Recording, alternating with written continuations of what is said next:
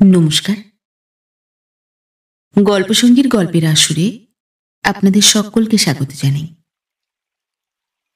আজ আপনাদের পড়ে শোনাব প্রতিভা বসুর লেখা গল্প অন্তহীন।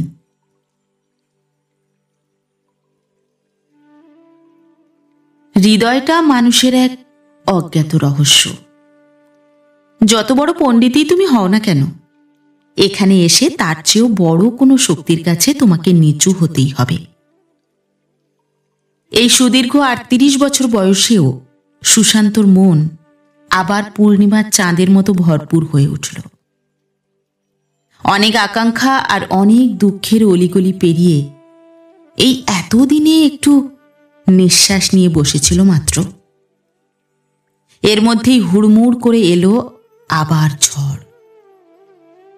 প্রথম ঝাপটাটা সে তার এতদিনকার অর্জিত স্থৈর্য দিয়ে ঠেকিয়ে রেখেছিল বটে, কিন্তু যেখানে এত সুখ, আনন্দ, ভবিষ্যৎ দুঃখের এত বড় তীব্রতার আভাস, সেখানে কি মানুষ স্থির থাকতে পারে?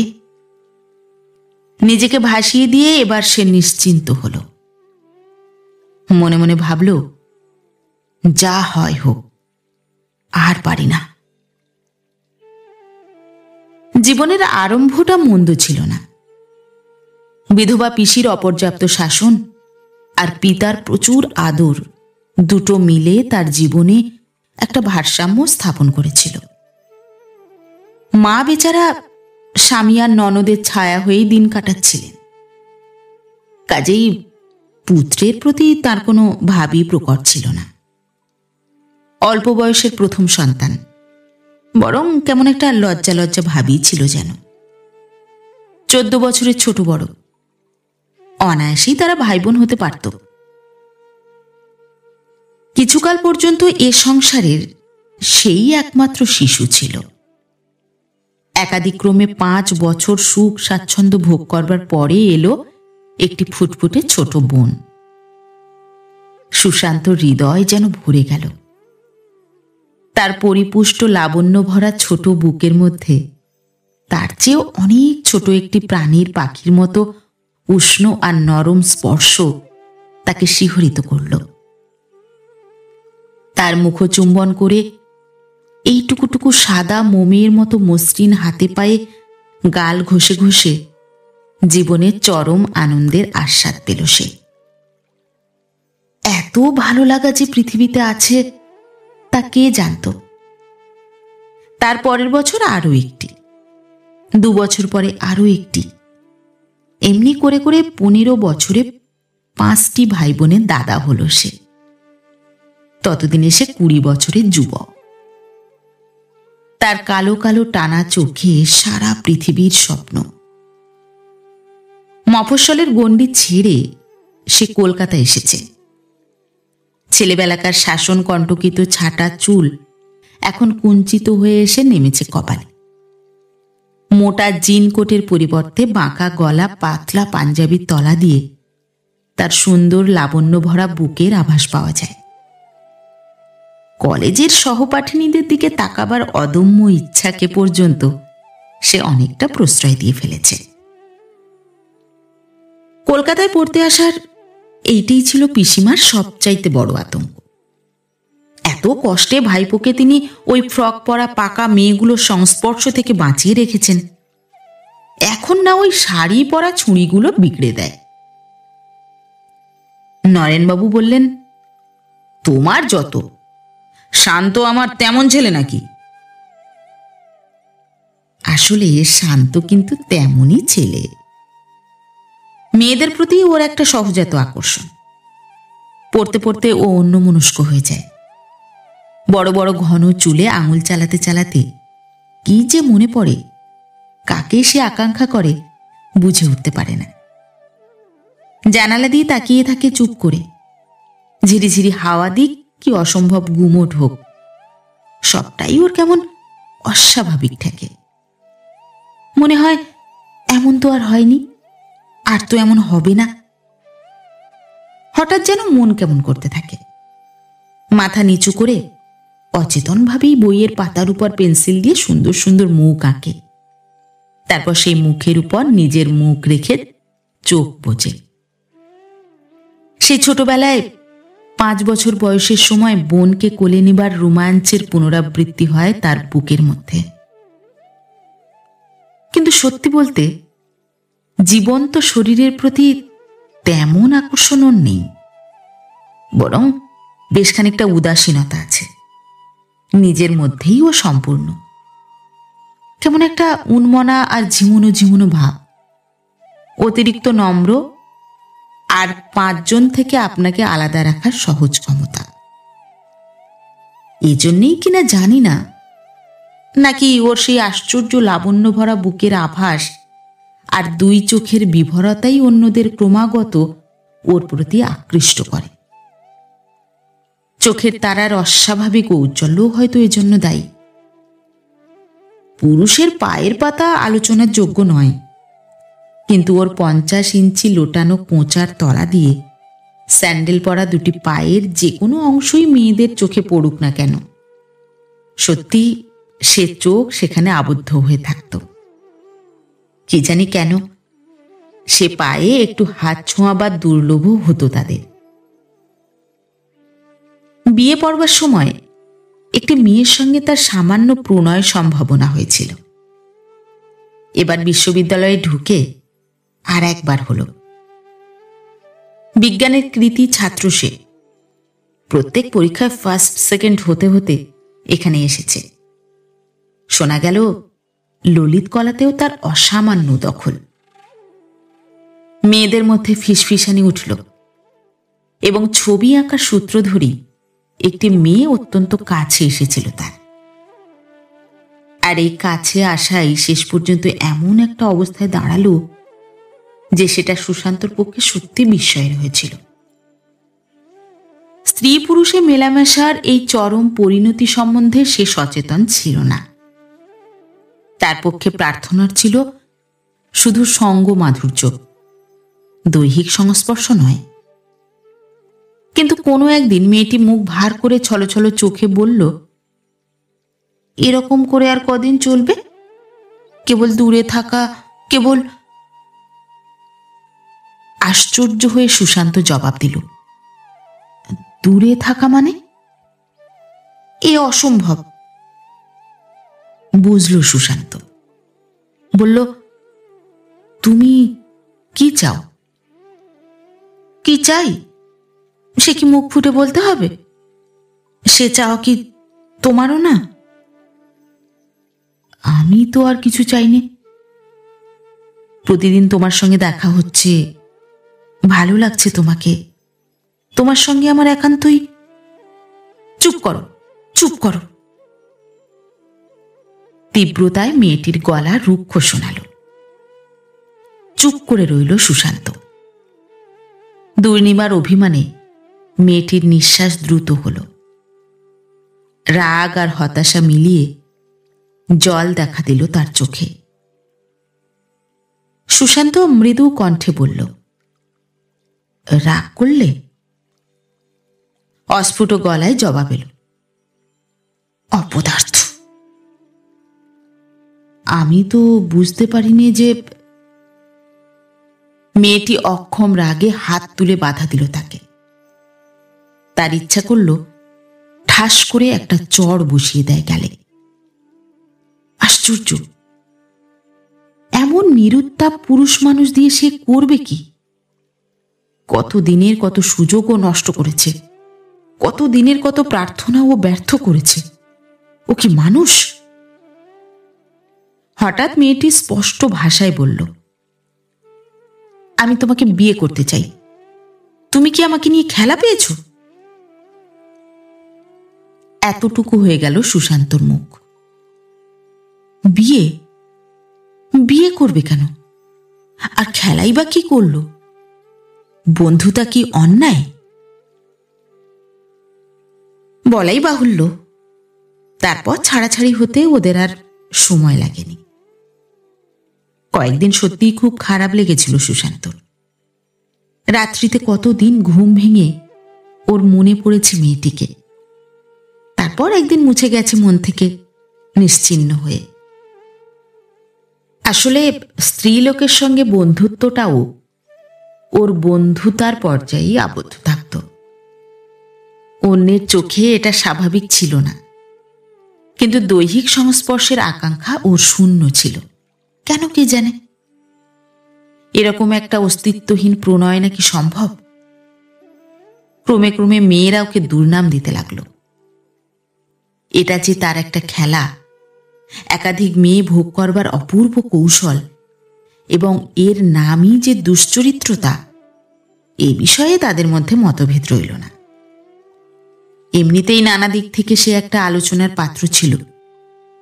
20 বছরের ছেলের পক্ষে অত পরিণত চেহারা বা বুদ্ধি, সংসারের পক্ষে অমন উদাস বা অদ্ভুত, পণ্ডিতের মতো হাবভাব, সমবয়সীদের মধ্যে কিছুটা ভক্তি, কিছুটা ঈর্ষা, কিছুটা হাসাহাসি, সব মিলিয়ে সে যেন একটা বিচিত্র বিস্ময়।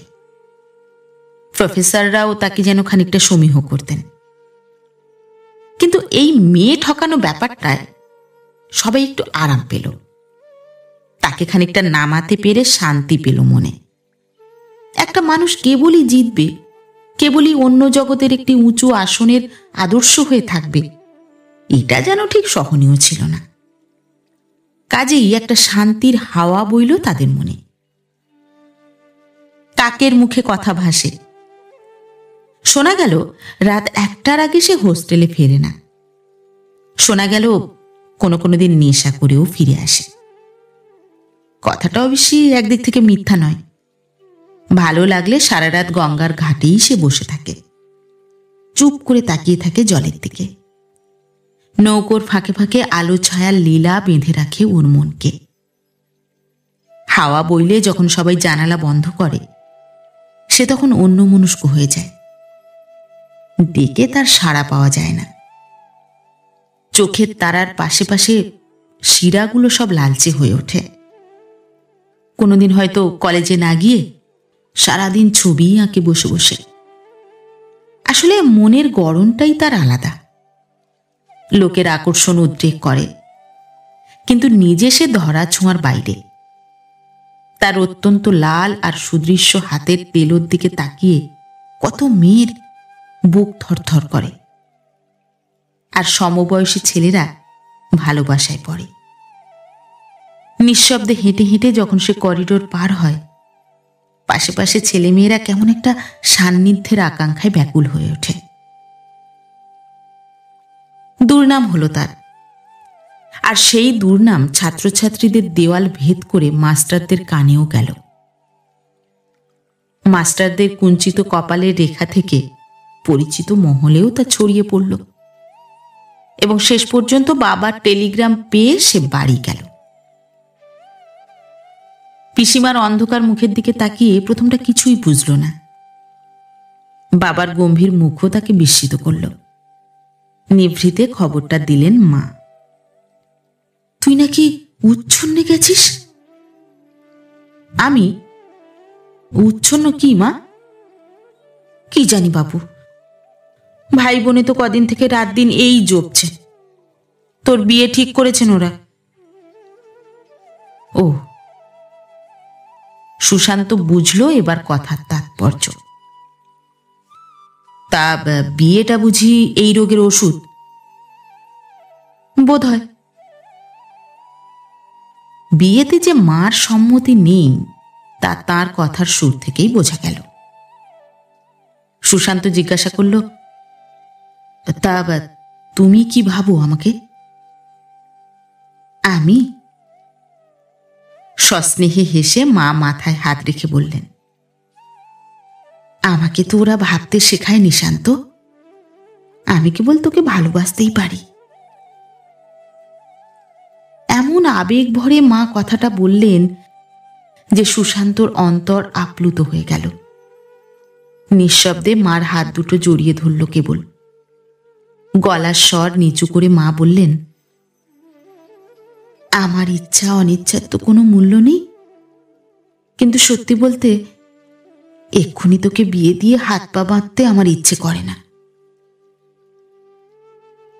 সুশান্ত চুপ করে রইল। বলাই বাহুল্য, শেষ পর্যন্ত মা বা ছেলে কারো ইচ্ছাই তারা গ্রাহ্য করলেন না। নরেনবাবু যদি বা কিছুটা ইতস্তত করছিলেন, কিন্তু দিদির কথার উপর কিছুই বলতে পারলেন না। সুশান্ত ছেড়ে দিল নিজেকে। তারপর পিসিমারি এক দূর সম্পর্কের ভাসুরঝির সঙ্গে 1 মাসের মধ্যেই বিয়ে হয়ে গেল তার। বিয়ের দিন মনটা অত্যন্ত ভারী রইল সুশান্তর। তাছাড়া হাঙ্গামাতেও কাটল। তার পরের দিন কাল রাত্রি একেবারে ফুলসজ্জার দিন সে নিভৃত হল স্ত্রীর সঙ্গে। সমস্ত ঘরময় ফুলের নিবিড় গন্ধ, বিছানাটি বেল ফুলে সাজানো, খাট বেয়ে বেয়ে নেমেছে ফুলের ঝালর। লাল টুকটুকে জরির পাড় বসানো শাড়ি পরা ফুলের গহনা মোড়া বউটির দিকে এবার স্থির দৃষ্টিতে তাকালো সে। সাদা সাদা পুষ্ট হাত, সাদা পাথরের মতো মুখের উপর একজোড়া ভাবলেশহীন বড় চোখ, সাদা গলা, ঝিরিঝিরি পাতাকাটা চুলের তলায় ছোট সাদা কপাল। দেখতে দেখতে সুশান্তর হঠাৎ মনে হলো মানুষটা যেন বেঁচে নেই, যেন কফিন থেকে নিষ্প্রাণ একটি দেহ উঠে এসে বসেছে তার কাছে। ভয়ে বিস্ময়ে বুকের মধ্যে যেন কেমন করে উঠল। তাড়াতাড়ি চোখ সরিয়ে নিল জানালার বাইরে। উঠে এলো তার পাশ থেকে, মৃদু শব্দে একবার কাশল, একবার নিঃশ্বাস ফেলল। তারপর সারা রাত ধরে একটার পর একটা সিগারেট খেয়ে কোনো এক সময় হাতের মধ্যে মাথা গুঁজেই চোখ বুজল। বউটি কি ভেবেছিল কে জানে। একটুখানি বসে থেকে ওই ফুলের মধ্যেই নিজেকে মিশিয়ে দিয়ে ঘুমিয়ে পড়েছিল সে। বিয়ে উপলক্ষে এমনিতেই পড়াশুনোর যথেষ্ট ক্ষতি হয়েছিল। পিসিমা বললেন, এক্ষুনি ওকে পাঠিয়ে দে নরেন, তা নইলে বউয়ের আঁচল ধরলে আর যেতে চাইবে না। 5 দিনের দিন চলে এলো সে আবার কলকাতা। আর বউ গেল তার পিত্রালয়। বাবা আর পিসিমা নিশ্চিন্ত হলেন। আর মার মনে হলো এ ভালো হলো না। খবরটা রটতে দেরি হয়নি। তার বিবাহের খবরে বিশ্ববিদ্যালয় সচকিত হল। মেয়েদের মনে নামল মেঘের ভার। যে মেয়েটির সঙ্গে সম্প্রতি একটু বেশি মেলামেশা চলছিল, সে একদিন নিরালা পেয়ে 2 হাতে মুখ ঢেকে কেঁদে ফেলল। কিন্তু সুশান্ত নিজে কিছুই পরিবর্তন অনুভব করল না। জীবনে যে একটি নতুন মেয়ে অতি ঘনিষ্ঠ, অত্যন্ত আপন হয়ে তার কাছে এসেছে, একবারও মনে পড়ল না সে কথা।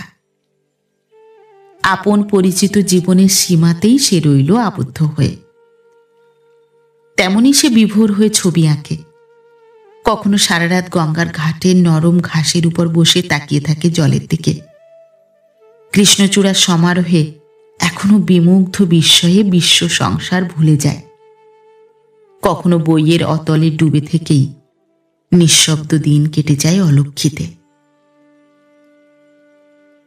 পরীক্ষা এসে গেছে। ছাত্রছাত্রী, প্রফেসর সকলেই ঈষৎ চঞ্চল।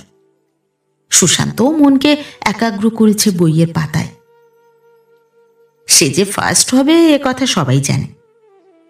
সবচেয়ে ভালো জানে সে নিজে।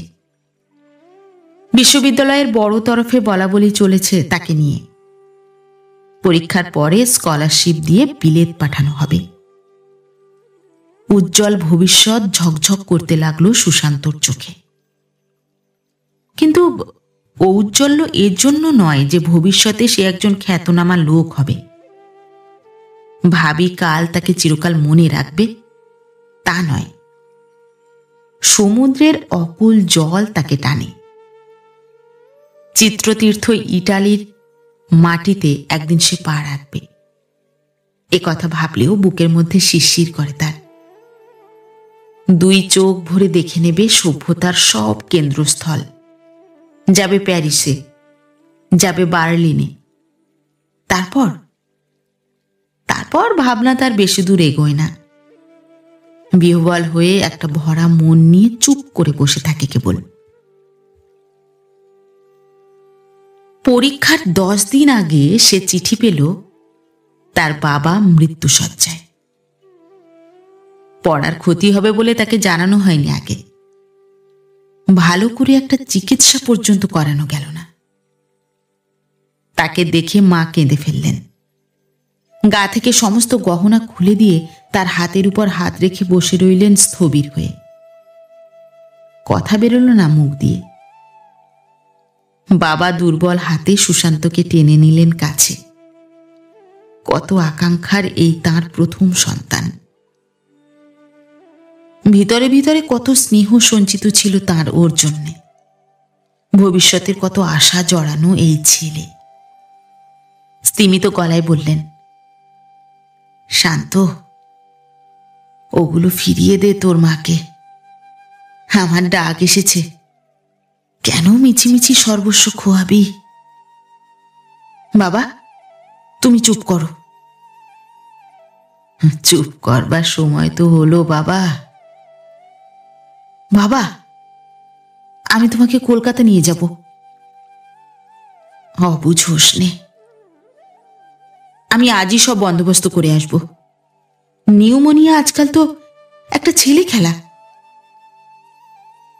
তুই কি বোকা হয়ে গেলি? আমার সহায় সম্বল কি তুই জানিস নে? তুই চলে যা, পরীক্ষা দে। সে হবে, তুমি কিছু ভেবো না। ভাববো না? কোটরগত 2 চোখ জলে ভরে গেল নরেনবাবুর। কত ভার দিয়ে গেলাম। মা ফুঁপিয়ে উঠলেন। তুই ওর কথা শুনিস নে খোকা। আমার সর্বস্বর বিনিময় ওকে তুই ফিরিয়ে আন। কি হবে, কি হবে আমার এসব দিয়ে? আবর্জনার মতো সব গহনাগুলো ছুঁড়ে ফেলে দিলেন তিনি। আর সুশান্ত 2 হাত মুঠো করে নিজের ব্যাকুলতাকে সংযত করবার চেষ্টা করল। একদিনের মধ্যেই ব্যবস্থা করে সুশান্ত নরেনবাবুকে কলকাতা নিয়ে এলো। ভাই বোনেরা সজল চোখে দাঁড়িয়ে রইল দরজা ধরে। পিসিমা আর্তনাদ করে উঠলেন। মা এলেন সঙ্গে। কিছুতেই কিছু হলো না। প্রায় 3 সপ্তাহ ধস্তাধস্তির পরে মারা গেলেন নরেনবাবু। শুষ্ক চোখে মাথার কাছে দাঁড়িয়ে রইল সুশান্ত। মৃতদেহের বুকের উপর অচৈতন্য হয়ে পড়ে রইলেন মা। কোথায় রইল প্যারিসের স্বপ্ন? কোথায় গেল চিত্রতীর্থ ইটালির মায়া? আর কোথায় বা তার পরীক্ষা?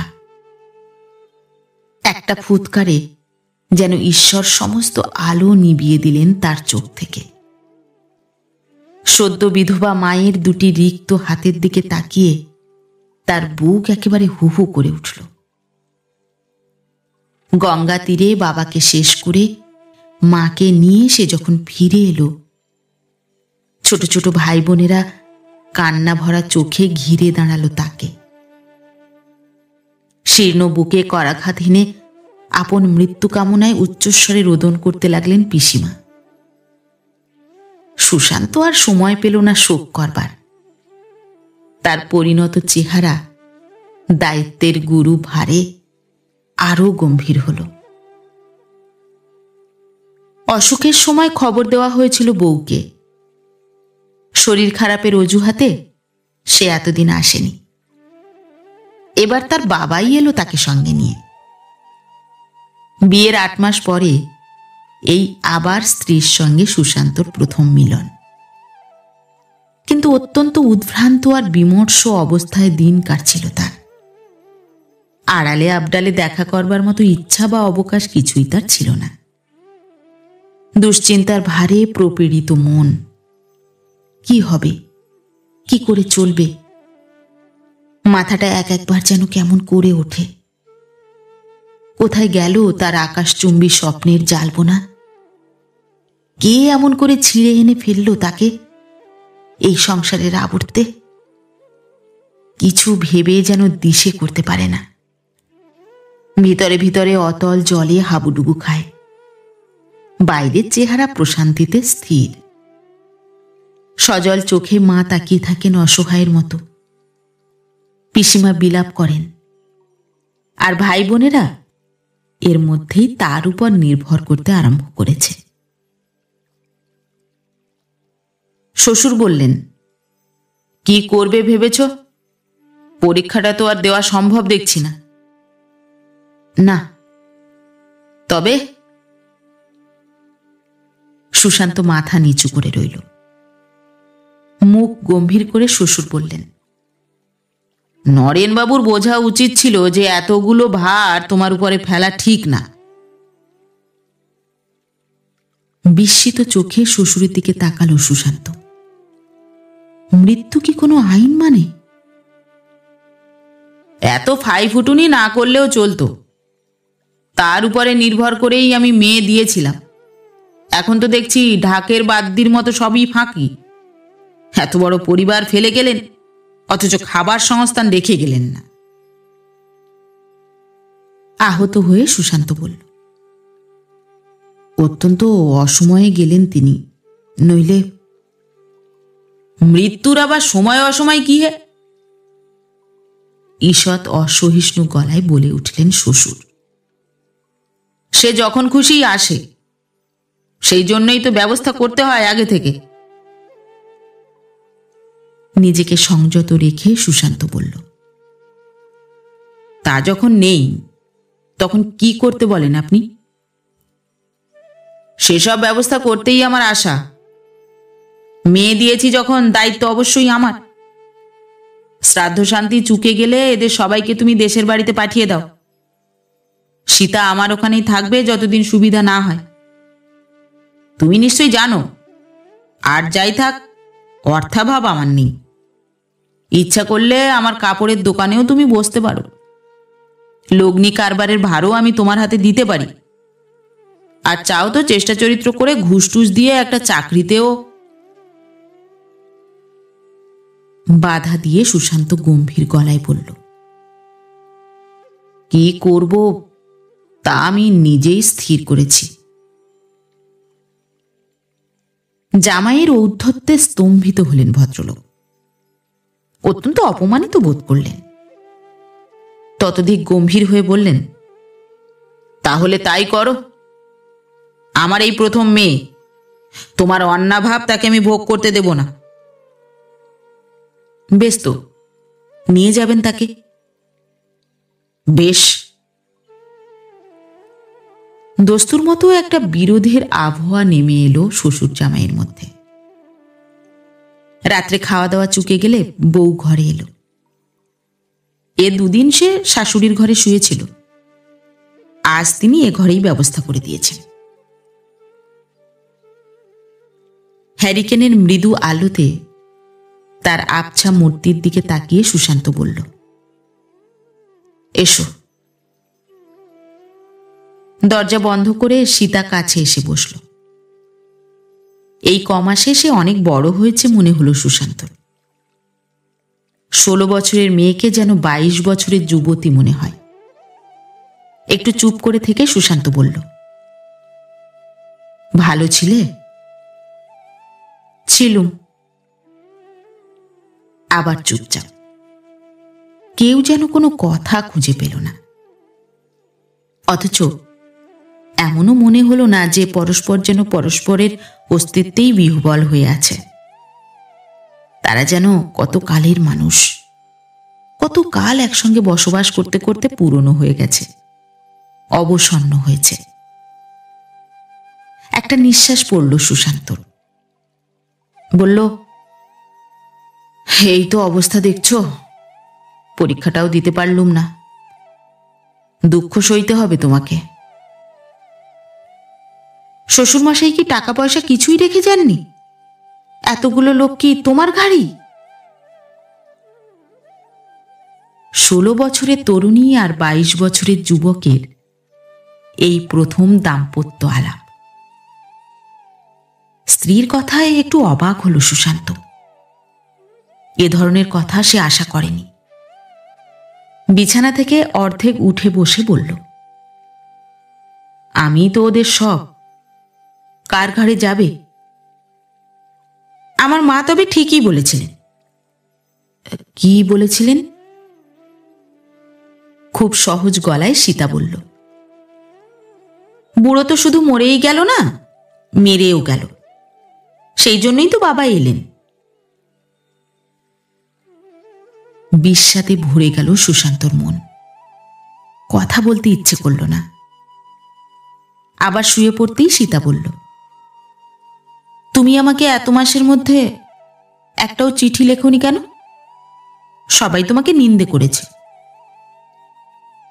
কি বলেছে? কি আবার বলবে? বলেছে যে কলকাতায় থাকে, কত সব মন ভোলানো মেয়ে আছে, তাই আর বউকে মনে পড়ে না। কে বলেছে? সবাই। কেনই বা বলবে না? আমার বয়সী বন্ধুদের বরেরা হপ্তায় 2টো চিঠি লেখে, এমনকি কেউ কেউ রোজও লেখে। তাই নাকি? তা তোমার বন্ধুরাও বোধহয় রোজ লেখেন। আমিও তো লিখতুম। রোজ লিখতে? রোজ লিখবো কেমন করে? তুমি কি জবাব দিয়েছ? কিন্তু ও চিঠিও কি তুমি লিখেছ? সীতার মুখে একটা ছায়া ভেসে উঠল। একটু কুণ্ঠিত গলায় বলল, বারে, আমি না লিখলে কে লিখবে? হ্যাঁ, ওই মোটা মোটা অক্ষরগুলো নিশ্চয়ই তোমার, কিন্তু চিঠির কথাগুলো বোধহয় তোমার মার রচনা। যা, সত্যি বলো। সীতা চুপ। ঠিক বলেছি কিনা? সীতা তবু চুপ করে রইল। সুশান্ত চোখে হাত চাপা দিয়েই কথা বলছিল। সরিয়ে নিয়ে বলল,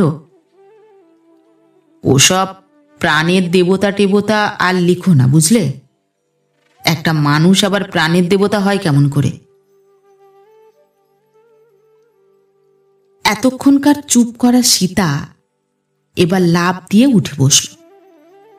বলল, হয় গো হয়, স্বামী মেয়ে মানুষের দেবতা ছাড়া আর কি? নির্লিপ্ত গলায় সুশান্ত বলল, মেয়ে মানুষের বলে না, মেয়েদের বলতে হয়। যাগে, এবার ঘুমো তুমি। বিছানা ছেড়ে জানালার কাছে এসে নিঃশব্দে তাকিয়ে রইল আকাশের দিকে। ধীরে ধীরে রাত গভীর হয়ে এলো। পরের দিন সকালবেলা উঠেই দেখা গেল শ্বশুর যাবার জন্য প্রস্তুত। কন্যাকে রেখে যাবার ইচ্ছা নেই, কিন্তু অশৌচ। এটা না কাটা পর্যন্ত থাকতেই হবে তাকে। অন্তত পিসিমা সেই অনুরোধই জানালেন। সুশান্ত পাশ কাটিয়ে বেরিয়ে গেল। শোনা গেল, সুশান্ত স্ত্রীকে ভরণ পোষণ করবার যোগ্য না হওয়া পর্যন্ত কন্যা তার কাছেই থাকবে। আপাতত মেয়েকে তিনি রেখে গেলেন বটে, কিন্তু কাজ চুকে গেলেই যেন পাঠিয়ে দেওয়া হয়।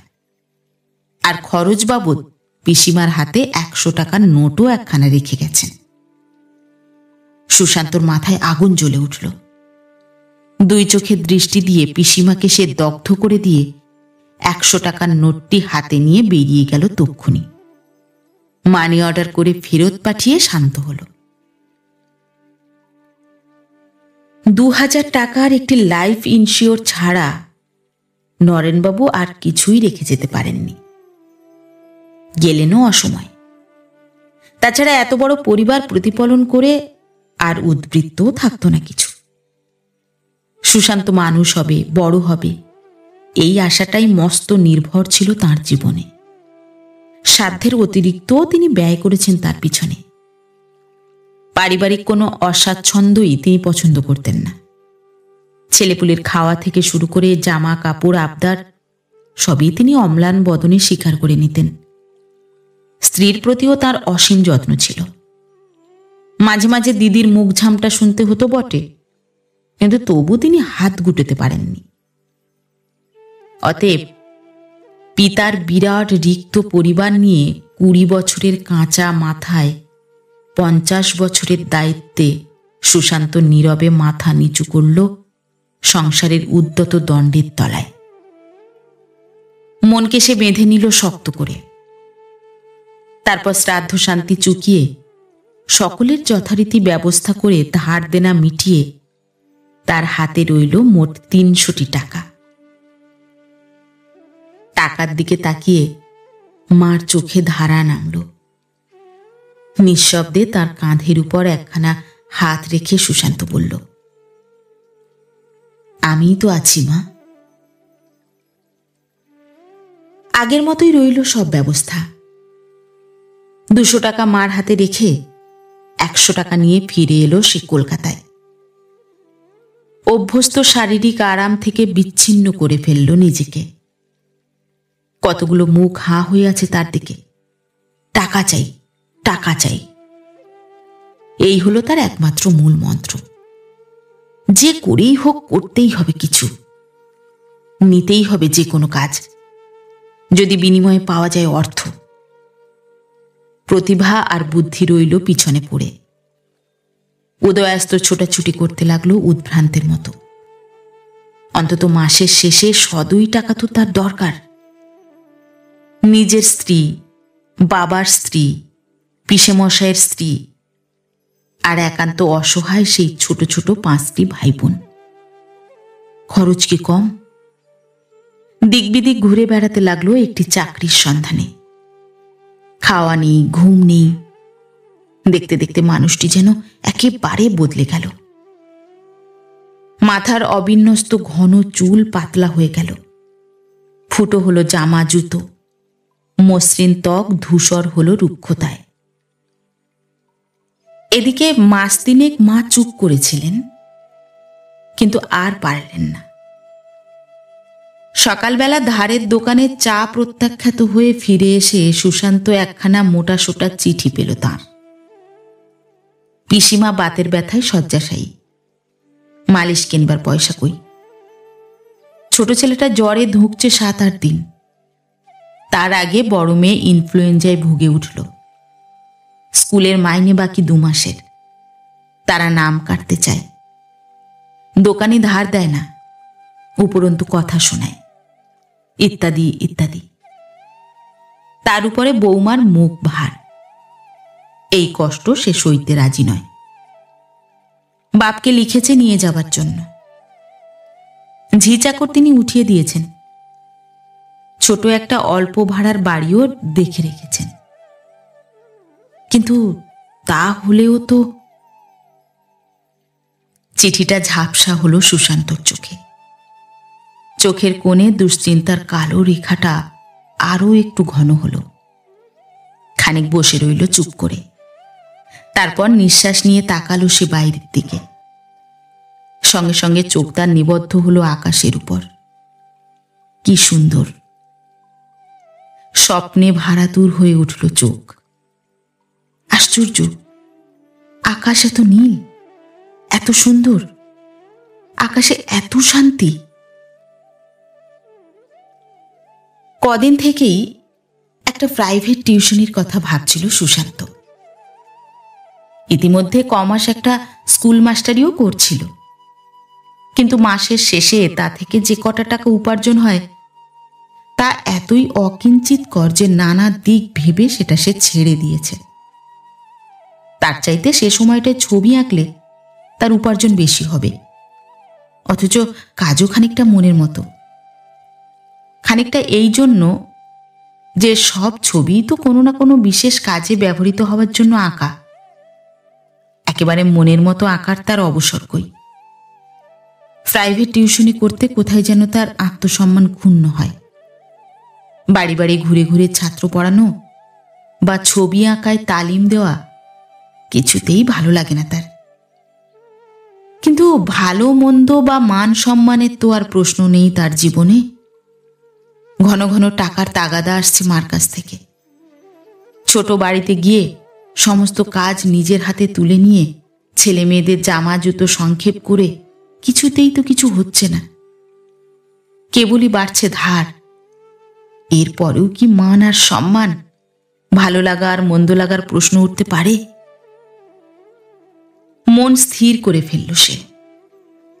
কিন্তু এক্ষুনি কিছু টাকা না পেলে যে ভাই বোনদের স্কুলের নাম কাটা যাবে, এ কথা ভেবে সে ব্যাকুল হল। কি করি, কি করি? খসখসিয়ে কাগজের বুকে রং লাগাতে বসল সে। কিছুক্ষণের মধ্যে ডুবল ভাবনা চিন্তা, মন শান্ত হয়ে এলো। অস্নাত অবস্থায় কোনো কষ্ট হলো না। তারপর সূর্য যখন আকাশ পরিক্রমা শেষ করে পশ্চিমের দরজায় থরথর, তখন ভাঙল তার তন্ময়তা। চোখ তুলে তাকালো একবার বেলার দিকে, চোখ ফিরিয়ে ঘরের মেঝেতে নামালো দৃষ্টি। ধামা চাপা আছে মেসের ঠান্ডা ভাতের রাশি। রাত্রে শুয়ে শুয়ে একবার একটা কথা উঁকি দিল তার মনে। তার শ্বশুর কি এই দুঃসময়েও কিছু ধার দেবেন না তাকে, অন্তত তার কন্যা? কথাটা মনে হতেই অসম্ভব বলে সুশান্ত অন্য চিন্তায় মন দিল। কিন্তু ঘুরে ফিরে একটি কথাই বারে বারে গুঞ্জন করতে লাগলো তার মাথায়। যুক্তি খুঁজল মনে মনে। কেন দেবেন না? তিনি না দিন, তার কন্যা তো দেবে। তার হাতেও যথেষ্ট টাকা আছে। আমি প্রতিনিয়ত যে লাঞ্ছনা ভোগ করি, তাতে কি তার কোনো অংশ নেই, কোনো বেদনাবোধ নেই? কেন থাকবে না? নিশ্চয়ই থাকবে। ভাবতে ভাবতে উত্তেজনা বোধ করল সুশান্ত। ভালো ঘুম হলো না সারা রাত। পরের দিন ভোরে উঠেও দেখল সেই একই চিন্তা ঘুরছে তার মাথায়। সারাদিন নানা কাজের ভিড়ে কাটল। তারপর বিকেলবেলা স্নান করে কাপড় বদলে প্রায় নিজের অজান্তেই সে শিয়ালদা স্টেশনে এসে হাজির হল। নৈহাটি এমন কিছু দূরের রাস্তা নয় কলকাতা থেকে, কিন্তু বিবাহের পরে শ্বশুরালয়ে এই তার প্রথম যাত্রা। শ্বশুরেরও অবশ্যই কোনো আহ্বান ছিল না। ভিড়ে ভারাক্রান্ত ট্রেন, ডেলি প্যাসেঞ্জারদের ফেরবার সময় এটা। পকেটে হাত দিয়ে একটু চিন্তা করে একখানা থার্ড ক্লাসের টিকিট কিনল সে। তারপর গুঁতোগুঁতি করে উঠে বসল সেই হাটের মধ্যে। চলতে লাগলো ট্রেন। কলকাতার ইট কাঠ ছাড়িয়ে সবুজ সবুজ পানা ভরা ডোবা দেখা দিল। দেখা দিল ঝোপঝাড়, ধানের ক্ষেতের আল বেয়ে হাঁটা, বিস্মিত চোখে তাকিয়ে থাকা মানুষ, উলঙ্গ শিশু, ময়লা শাড়ি পরা ঘোমটা টানা বধূ। তারপর নামলো অন্ধকার। চলন্ত ট্রেনের জানালার দিকে তাকিয়ে থাকতে থাকতে হঠাৎ নাম না জানা কোনো একটা স্টেশনে নেমে পড়ল সে।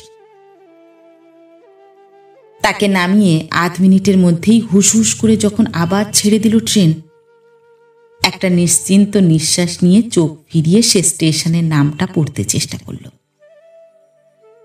তারপর একটা মাল গুদামের পাশে একটা কাঠের উপর বসে রইল চুপ করে। কখন আবার গাড়ি আসবে কে জানে, তখন সে ফিরতে পারবে, কিংবা পারবেই কিনা কোনো ভাবনাই তার মনে এলো না। শক্ত কাঠের উপর বসে বসে সে দেখল আবছা আবছা সন্ধ্যা রাত্রির কালোতে গভীর হয়ে এলো। দূরে রেল লাইনের ওপারে জ্বলে উঠল অগুন্তি জোনাকি। ঝিঝির ডাকে রাত্রি যেন থমথমে হয়ে উঠল তখনই। টিম টিম করে স্টেশনে দুটো আলো জ্বলছিল। ট্রেনটি আসবার সময় হঠাৎ যেন কারা ভিড় করছিল।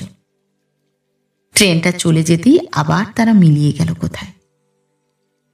কেমন একটা অটল নিস্তব্ধতার শান্তিতে নিজেকে খুঁজে পেল সুশান্ত। মায়ের চিঠির অশ্রুভরা বেদনা আর তার মনকে বিবশ করে রাখল না।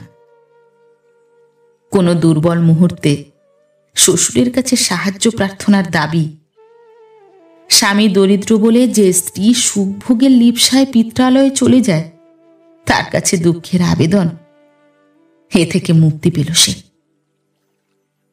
নিশ্চিন্ত মনে তাকিয়ে রইল তারা ভরা আকাশের দিকে। এর কয়েকদিন পরে ঘরে বসে একটি বিজ্ঞাপনের ছবি আঁকছিল সুশান্ত।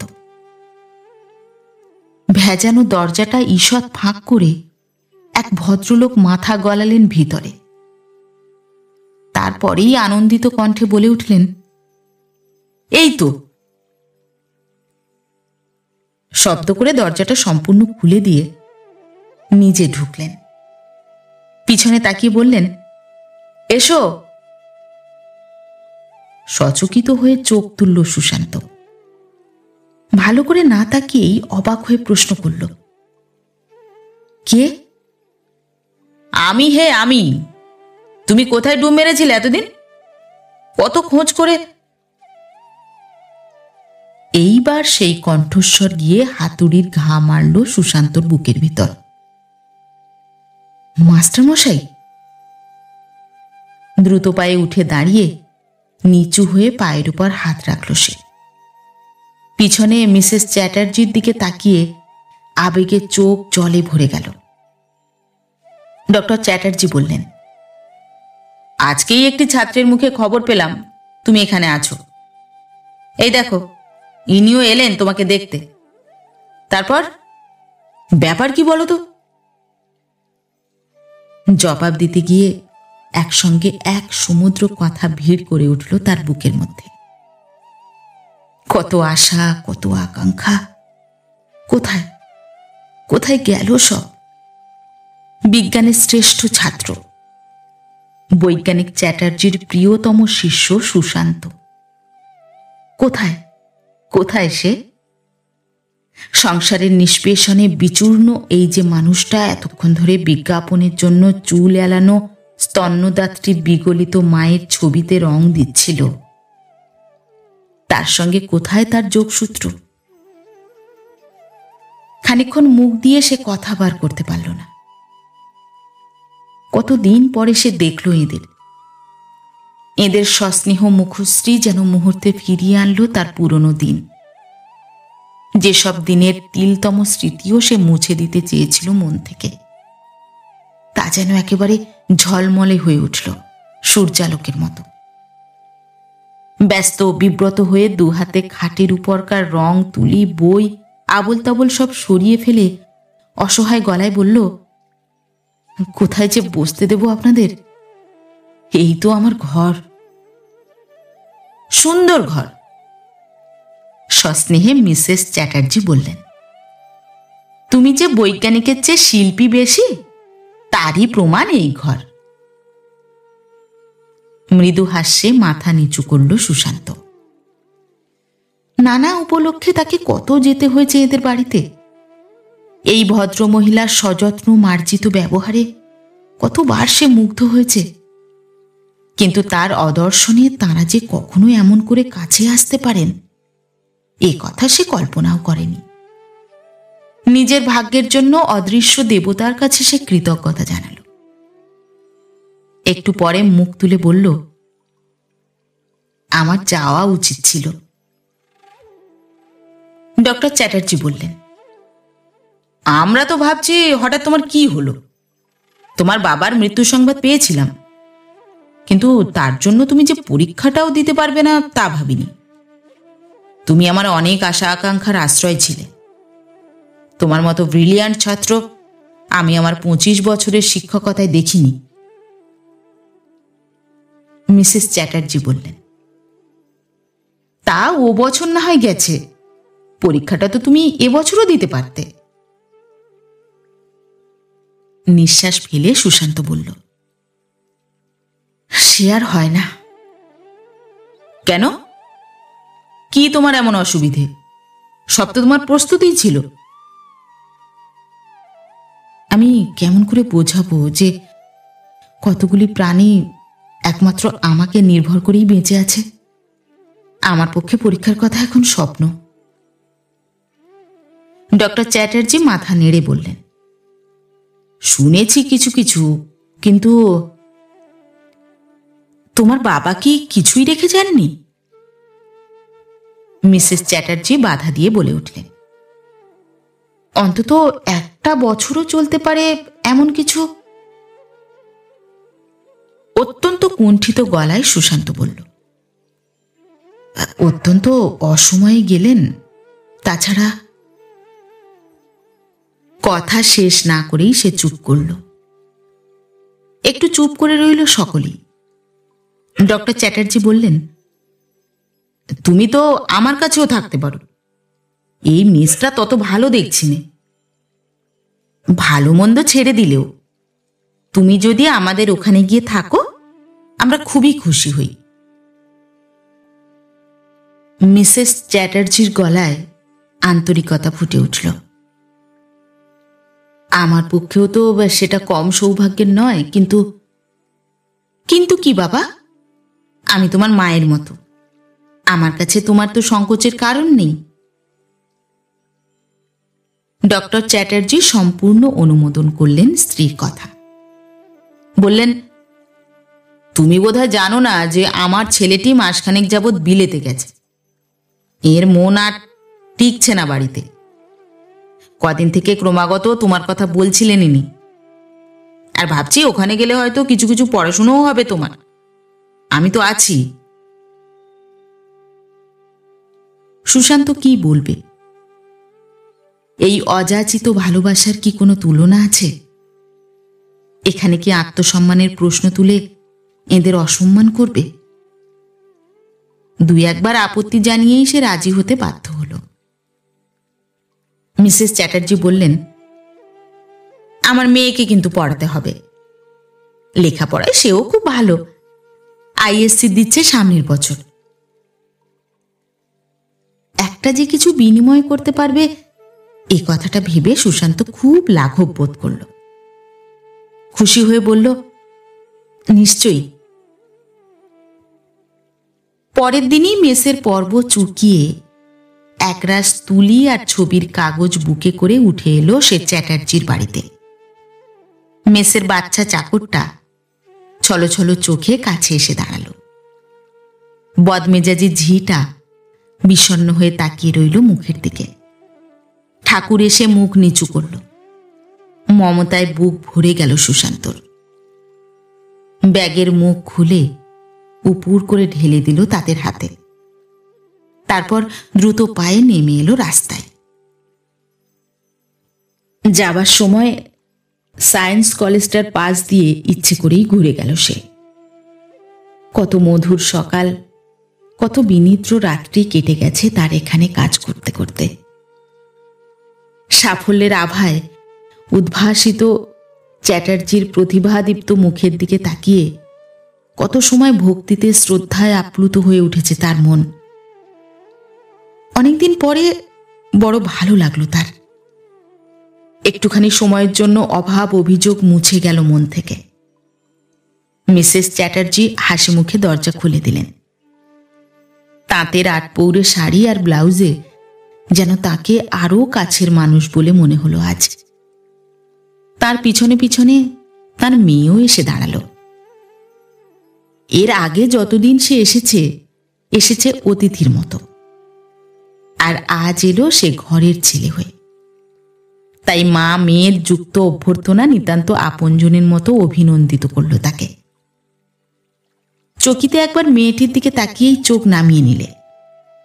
মিসেস চ্যাটার্জি বললেন, উনি এতক্ষণ তোমার আশায় থেকে এইমাত্র বেরুলেন একটু। এসো কণা, যা তো বাবা, হরিকে পাঠিয়ে দে, ওর জিনিসগুলো তুলে নি। কৌতূহলী হয়ে কণা বলল, ওই ইজেলটা কার? আপনি ছবি আঁকেন? জানিস নে? মিসেস চ্যাটার্জি জবাব দিলেন, ওর হাত অত্যন্ত ভালো। সেদিন তো ডক্টর রায় ওর কথাই বলছিলেন। নানা কাগজেই তো আজকাল ওর ছবি বেরোচ্ছে। মজা তো। অত্যন্ত ছেলে মানুষের মতো কণা বলল, আমি বেশ শিখতে পারবো আপনার কাছে। যতটুকু পারি নিশ্চয়ই আপনাকে শেখাবো। মৃদু হেসে বিনীত গলায় বলল সুশান্ত। হরি এলো, অতি সামান্য জিনিস, তুলে নিতে সময় লাগলো না। মিসেস চ্যাটার্জির নির্দেশ মতো সে এবার তার জন্য নির্ধারিত ঘরটিতে গিয়ে নিঃসঙ্গ হবার সুযোগ পেল। এখনো এত বছর পরেও সুশান্তর মনে পড়ে তাদের কথা। মিসেস চ্যাটার্জির সস্নেহ, সযত্ন, নিখুঁত ব্যবহার, ডক্টরের শুভকামনা, তাদের কথা বলার ভঙ্গি, এমনকি তাদের কণ্ঠস্বরও যেন শুনতে পায় সে। অথচ তাদের মেয়েটিকে কি জানি কেন কিছুতেই মনে পড়ে না আর। তার ব্যবহারটা পর্যন্ত আজ আবছা হয়ে এসেছে সুশান্তর কাছে। কিন্তু সেই সময়ে কত কাছে এসেছিল সে, কত দুঃখ পেয়েছিল সে সুশান্তর জন্য। দুঃখের উপলক্ষ হলেও তার নিজের তো কোনো দোষ ছিল না।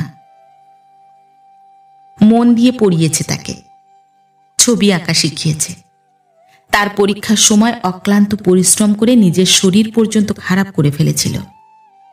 কিন্তু তার মধ্যে কৃতজ্ঞতা ছাড়া আর কিছু কি ছিল? এমন কি কিছু ছিল যাতে কণা তিলমাত্র ভুল বোঝার অবকাশ পায়? অথচ কোনো একদিন হঠাৎ সে অনুভব করল কণা তাকে ভালোবেসেছে, যেন একেবারে অন্য মানুষ হয়ে গেছে। কেমন অগোছালো হাবভাব, চলাফেরার মধ্যে যেন কেমন একটা বেদনার ছায়া। আগের মতো কথা বলে না, তার সঙ্গে চোখাচোখি হলে নিঃশব্দে চোখ নামিয়ে নেয়। মেলামেশার সেই সহজ ভঙ্গি কে যেন শুষে নিয়েছে তার ভিতর থেকে। অত্যন্ত বিপর্যস্ত ছিল সেদিন সুশান্তর মন। মার চিঠি এসেছে, বাবার বাৎসরিক কাজের জন্য কিছু টাকা চেয়ে পাঠিয়েছেন তিনি। তাছাড়া অন্যান্য অভাবের বিবরণও লিপিবদ্ধ আছে। উপরন্তু তার শ্বশুরের লেখা একখানা চিঠি। পিসিমা এ সময় বউকে আনাবার কথা লিখেছিলেন, না এলে ভালো দেখায় না, তারই জবাব। চিঠিখানার ভাষা সুখশ্রাব্য নয়, এবং তার ভিতরে জামাইয়ের প্রতি যে মনোভাব তিনি প্রকাশ করেছেন তাও অসহ্য। কিন্তু সবচাইতে অসহ্য তাঁর অভদ্র ইঙ্গিত তাদের দারিদ্র্য নিয়ে, তার মৃত বাবার উদ্দেশ্যে অপমান জানিয়ে। পিসিমা কিছু অর্থ সাহায্য চেয়েছিলেন হয়তো, তারও জবাব আছে পুনশ্চ দিয়ে, আমার এত অর্থ নেই যাতে কাউকে সাহায্য করতে পারি। তাছাড়া এটা আমি নীতি বহির্ভূত বলেই মনে করি, কেননা অযোগ্যকে সাহায্য করা মানেই তাকে প্রশ্রয় দেওয়া। সুশান্ত যদি আমার এখানে এসে থাকে, আমি আমার কাপড়ের কারবারে তাকে বসিয়ে দিতে পারি, মাইনে পাবে, খাওয়া দাওয়ার খরচ লাগবে না। ক্ষোভে অপমানে সুশান্তর সর্বশরীর জ্বলে গেল। পিসিমার উপরেই তার রাগ হলো বেশি। এই ভদ্র মহিলাই তো ডেকে আনলেন এত বড় অপমান, আর এর জন্যই তো সুশান্ত বাধ্য হয়েছিল বিয়ে করতে। চিঠিটা হাতের মুঠোয় পাকাতে পাকাতে ছিঁড়ে ফেলল। একটা অসহ্য উত্তেজনায় পায়চারি করতে লাগলো সারা ঘরে। একসময় লক্ষ্য করে দেখল কখন কণা এসে চুপ করে দাঁড়িয়ে আছে দরজা ধরে। অত্যন্ত শুকনো মুখ, বিষাদে বিবর্ণ চেহারা। নিজের উত্তেজনাকে তক্ষুনি সংযত করে হাসি মুখে বলল, আসুন, আমি ভুলেই গিয়েছিলাম, আজ আমাদের ছবি আঁকার দিন। কণা নড়ল না সেখান থেকে, একটি কথা বলল না, একবার কেবল চোখ তুলল। সুশান্ত দেখল সে চোখ জলে ভরা। কি হয়েছে? কোনো অসুখ করেনি তো? না। তবে কি তবে? আপনাকে কেমন শুকনো শুকনো দেখাচ্ছে। তাছাড়া কদিন থেকে আমার কিছু হয়নি। কণার গলার স্বর ভাঙা ভাঙা। এগিয়ে এসে দাঁড়ালো সে। সুশান্ত একটু চুপ করে তাকিয়ে রইল তার দিকে। তারপর বলল, 5 মাস হয়ে গেল এখানে আছি। কেবল তো আপনাদের যত্ন নয়, আপনাদের সঙ্গ সুখেও যে আমি কত সুখী কত কৃতজ্ঞ। আপনি কি কেবল কৃতজ্ঞ হতেই জানেন? আপনার মনে কি আর কিছুই নেই? কথা বলতে বলতে থরথর করে কাঁপছিল কণার গলা। সুশান্ত অবাক হয়ে বলল, এ কথা বলছেন কেন? কেন? কণা দুহাতে মুখ ঢাকল নিচু হয়ে। দুপাশ থেকে ভিজে ভিজে কালো চুল ছড়িয়ে পড়ল বুকের উপর।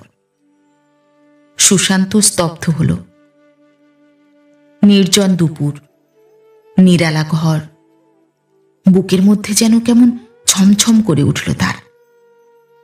মুহূর্তকাল থমকে রইল, তারপর বলল, বুঝেছি। কিছুই বোঝেননি, কিছুই বোঝেননি আপনি। সস্নেহে কণার মাথার উপর একখানা হাত রেখে খুব শান্ত স্বরে সুশান্ত বলল, আপনি তো জানেন আমি বিবাহিত। জানি, তবে এও জানি যে স্ত্রীর সঙ্গে আপনার সংস্রব শিথিল। কিন্তু কর্তব্য, জীবনে কি কেবল কর্তব্যটাই বড়? হৃদয়ের কি কোনোই মূল্য নেই? হৃদয় বৃত্তিটা একটু যদি কম থাকতো আমার, তাহলে আমি যে বেঁচে যেতাম। কিন্তু এ আপনি কি করলেন? কেন এই অযোগ্যকে এতখানি সম্মান দিলেন? অযোগ্য? তুমি অযোগ্য? হায় রে! কণার কান্না ভরা মুখে একটা হাসির রেখা ফুটে উঠল। জলে ভেজা মুখ আর গালের উপর উড়ে পড়া ছোট ছোট চুল মিশে গেল সেই হাসির সঙ্গে। সুশান্তর শিল্পী মন আর চোখ হঠাৎ স্থির হল সেখানে। ক্ষণেকের জন্য একটা তীব্র ইচ্ছা তাকে আত্মবিস্মৃত করল। ধীরে ধীরে মুখ নিচু করল সে কণার মুখের উপর, কিন্তু পর মুহূর্তেই দ্রুত সরে দাঁড়াল, ধিক্কার দিল নিজের অসংযমকে। তারপর ঘর ছেড়ে চলে যেতে যেতে বলল, আপনি শান্ত হন, আমি আসছি।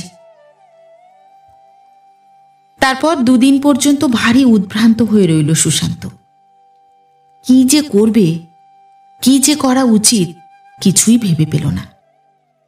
এতদিনের অত ঘনিষ্ঠ পরিবেশ, সুযোগ সুবিধের মধ্যেও এ ভুল তো তার কখনো হয়নি। কণা আশা করেছে, অভিমান করেছে, অনেক কথা যা কোনোদিন সুশান্ত ভাবেনি। আজকের কণাকে দেখে সেসব কথা স্পষ্ট হয়ে উঠল তার মনে।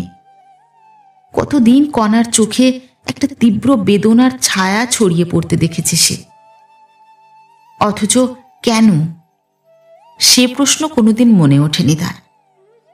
দৈহিক সংস্পর্শ সম্বন্ধে আসলে সে অচেতন। কেন অচেতন? কেন তার ভালো লাগে না ওসব? এ প্রশ্ন সে নিজেকেই অনেকবার করল। তারপর তৃতীয় দিন রাত্রির কোনো এক মুহূর্তে বেরিয়ে এলো রাস্তায়। ডক্টর চ্যাটার্জির সৌম্য প্রশান্ত মূর্তিকে স্মরণ করল মনে মনে। মিসেস চ্যাটার্জিকে অনুচ্চারিত গলায় দুবার মা বলে ডাকল। অসংখ্য প্রণাম রাখল তাঁদের জন্য। পড়ে রইল বিছানা, বালিশ, বাক্স। কেবলমাত্র রং তুলি আর প্রায় শূন্য মানিব্যাগটা তুলে নিয়ে কোনো এক নিরুদ্দেশ যাত্রায় পা বাড়ালো চোরের মতো নিঃশব্দে। সে আজ কোন যুগের কথা মনেও পড়ে না ভালো করে। 10 বছরের পলিমাটি পড়েছে স্মৃতির উপরে। কত ফুটপাত আর পার্কের বেঞ্চি, সারা রাত জেগে পোস্টারে রং লাগানো। বিনিদ্র রাত্রির পরে কত স্নিগ্ধ সকাল, আর সকালবেলার রাজপথে কত মানুষের বিচিত্র মিছিল, কত দৃশ্যের পুনরুক্তি ছবির মতো ভেসে ভেসে উঠে আছে। শিখদের মোটা রুটি আর মাটির গেলাসে করে কালো রঙের চা, কচি কচি ভাই বোনদের বিষণ্ণ বিবর্ণ চেহারা, মায়ের ব্যথিত মুখচ্ছবি, দরিদ্র স্বামীর প্রতি স্ত্রীর অনাসক্তি, কিছুই কি ভুলে যাবার? কিন্তু কে তার সাক্ষী? সেই সুদীর্ঘ বছরের পর বছর পুঞ্জীভূত বেদনার ইতিহাস আজ কে মনে রেখেছে? ভাই বোন, স্ত্রী, কে? মেয়ের বিয়ের সময় মা বলেছেন, গরিবের ঘরে বাবা মেয়ে দেব না, হোক গে ভালো পাত্র, গরিবদের মন বড় নিচু। সুশান্তর মন কি নিচু ছিল? কাকে জিজ্ঞাসা করবে সে কথা? পিসিমা দেখে যাননি এই সমৃদ্ধি, তিনিই ছিলেন জ্বলন্ত সাক্ষী। তিনি নেই। বুড়ো বয়সের অনেক লোভ আর আকাঙ্ক্ষা নিয়ে তিনি মরেছেন। আজও কোনো ভালো জিনিস খেতে গেলেই তার পিসিমাকে মনে পড়ে, চোখ জলে ভরে যায়। আজ স্ত্রী ফিরে এসেছেন তার ধনী স্বামীর উপর স্ত্রীত্বের সকল অধিকারের দাবি নিয়ে কর্তব্য করতে। প্রচুর স্বাচ্ছন্দ্যের হাওয়ায় ভাইদের শরীর মসৃণ, বোনেরা বড় বড় ঘরের বউ, মা বুড়ো হয়েছেন, তার তিলতম ইচ্ছাটিও অপূর্ণ রাখে না সুশান্ত। কিন্তু তার নিজের, এই যে সকাল থেকে রাত্রি পর্যন্ত নিজের সকল অস্তিত্বের বিনিময়ে এত স্বাচ্ছন্দ্য এনেছে সে সকলের জন্য, সে কথা কি কেউ একবার চিন্তা করে? তার এই বঞ্চিত বিড়ম্বিত জীবনেও যে কোনো চাহিদা আছে, কেউ কি মনে করে সে কথা? সে নিজেও কি মনে রেখেছিল এতদিন? ঘুম ভেঙে উঠে সকলের সব চাহিদা মাথায় নিয়ে কাজে ঢুকত, আর ক্লান্ত অবসন্ন হয়ে ফিরে আসত আলো জ্বললে। মাঝে মাঝে কোনো এক অনির্দেশ্য ব্যথায় বুকটা যেন কেমন করে উঠত, কিন্তু সে তো ক্ষণিক। জীবনের এই মধ্যাহ্নে এসে সকল ইচ্ছাকেই সে ভুলে যেতে পেরেছিল। উঠতে হবে, দাঁড়াতে হবে, দারিদ্র্যের সমস্ত লাঞ্ছনার উপযুক্ত প্রতিশোধ নিতে হবে, এই মন্ত্রটিই ছিল তার যৌবনের সাধনা। সুখ দুঃখের সকল চেতনাকে সবলে উৎপাটিত করেছিল হৃদয় থেকে। অভাব যে কি ভয়ঙ্কর, গরিব হয়ে বেঁচে থাকা যে কত দুঃখের, সংসার যে কত নিষ্ঠুর, তার তীক্ষ্ণ অনুভূতি সম্পন্ন মন প্রতিদিন, প্রতিনিয়ত, প্রতি পলে তা অনুভব করেছে। আর আজ নিয়েছে তার যোগ্য প্রতিশোধ। তার সম্মান, তার প্রতিপত্তি, তার প্রতি সকলের অহেতুক মনোযোগ সব সে আদায় করে নিয়েছে কড়াই ক্রান্তিতে। কিন্তু তবু তৃপ্তি কই? তার মন কি এই চেয়েছিল? মাঝে মাঝে কাজ করতে করতে আকাশটা চোখে পড়ে, মন উধাও হয়ে যায়। কি যেন সে পায়নি, কি যেন পাবার ইচ্ছায় আকণ্ঠ তৃষ্ণায় ছটফট করে। নিতান্ত সাধারণ মানুষের মতোই তার সেই চাওয়া, কিন্তু হাত বাড়ালে দেখে সেই সামান্য পাওনাটুকুও তার জন্য কেউ সঞ্চয় করে রাখেনি। ছবি আঁকারই কাজ করে সুশান্ত, কিন্তু সে বিজ্ঞাপনের ছবি। 1000 টাকা পায় বিজ্ঞাপনের আপিসে। তাছাড়া প্রয়োগ শিল্পে তার মতো ওস্তাদ আজ ভারতবর্ষে কজন? আজকের দিনে সারা ভারতবর্ষে এমন কোনো বিশেষ বাড়ি আছে যার মধ্যে সুশান্তর মাথা 1 ঘন্টার জন্য নিবিষ্ট হলেও তিলমাত্র দ্বিধা না করে তারা মুঠো মুঠো টাকা ব্যয় করে দিতে না পারে? তার মতো রঙের সমাবেশ আনতে পারে কজন? তার প্রতিভার দাম সে অর্থের বিনিময়ে বিকিয়ে দিয়েছে। টাকা, টাকা, কত চাই? 2 হাতে আনবো, ছড়াবো, ছিটবো, আর হৃদয় হবে সেই টাকারই স্তূপের মতো ঠান্ডা আর শক্ত। এতদিনে নিভে এসেছে তার উত্তাপ। সে এবারে ঠিক মরেছে। বিকৃত হয়েছে তার অশান্ত আত্মা এই পার্থিব সংসারের মোটা মোটা টাকার অঙ্কে। জীবনের উপর এই তো তার চরম প্রতিশোধ। নাও, নাও হে সংসার, কত নেবে নাও, রাশি রাশি দিয়ে পূরণ করো তোমার গহ্বর। আর্থিক উন্নতির চরম শিখরে উঠে হৃদয়ের সকল সূক্ষ্ম অনুভূতিকে টিপে টিপে মারল সে। এই কিছুকাল আগেও একটা দুর্জয় অভিমান বোধ ছিল তার মনে, সেটা সে মুছে ফেলতে পারল এতদিনে। মনকে বোঝালো এই তার জীবন। সকল প্রবৃত্তিকে পোষ মানালো কুকুরের মতো। আকাশে মেঘ করলে কে তাকায়? পূর্ণিমার রাত্রিতে আর কার হৃদয়ের সমুদ্রের জোয়ার নামে? বর্ষায় আর বসন্তে যদি রসের প্লাবন নামে ধরণীতে, তাতে তার আমন্ত্রণ নেই। সে মানুষ হারিয়ে গেছে। আসলে জীবনের সুখ দুঃখের সকল চেতনাই আজ তার কাছে লুপ্ত। বদ্ধ জলের মতো গতিহীন আর স্থির তার মন। বিরক্তি নেই, আসক্তি নেই, দুঃখ নেই, সুখ শান্তি কিছু নেই। তার মনের সকল প্রবৃত্তিকেই জয় করে এতদিনে নিরুদ্বেগ হয়েছিল সে। স্ত্রীর সঙ্গে শিথিল সম্পর্ক শিথিলতর হয়েছে। স্ত্রীর আসক্তি টাকায়। নাও, যত খুশি নাও। তার ঈর্ষার বিষে সমস্ত সংসারে অশান্তির আগুন জ্বলেছে। জ্বলুক। ভাইয়েদের বিয়ে হয়েছে, ছেলেপুলে হয়েছে। সীতা বরদাস্ত করতে পারে না এত লোকের ভিড়। হও আলাদা। সুখ স্বাচ্ছন্দ্য আরাম অর্থ যা তুমি চাও তাই নাও। ভাইয়েদের বড় মানুষই অভ্যাস। নিজেদের উপার্জনে তা পোষায় না। গহ্বর পূরণ করে সুশান্ত। কেবল মা মাঝে মাঝে পুরনো দিনের মতো বিষণ্ণ চোখে কাছে এসে দাঁড়ান। মেনে নিতে পারেন না বউয়ের কর্তৃত্ব, ছেলেদের স্বেচ্ছাচারিতা। সুশান্তকে বঞ্চিত রেখে নিজেদের প্রাচুর্য। দাঁত দিয়ে তখন ঠোঁট কামড়ায় সুশান্ত। এই স্নেহের ছোঁয়ায় একটা দোলা লাগে হৃদয়ের মধ্যে। তারপরেই জলের উপর একটা ভাসমান যন্ত্রের মতো আবার সে নিজেকে ভাসিয়ে দেয় সদম্ভে। কিন্তু সব স্থৈর্য আর এতদিনের অর্জিত সকল শক্তি যেন কে হরণ করে নিল। হঠাৎ কে যেন তাকে আবার স্বপ্ন দেখালো সীমাহীন আকাশের। জীবনের এক অপূর্ব মাধুর্য আবার কে উপলব্ধি করালো নূতন করে। এত ফুল, এত গন্ধ, এত রূপ, এত রস, কে আবার তাকে নিমগ্ন করল তার মধ্যে? সব তো মুছে গিয়েছিল।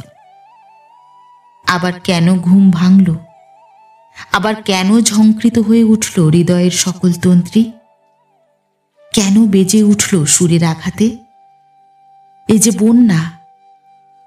সুশান্ত একেবারে ছটফুটিয়ে দিশেহারার মতো দিন কাটাতে লাগল।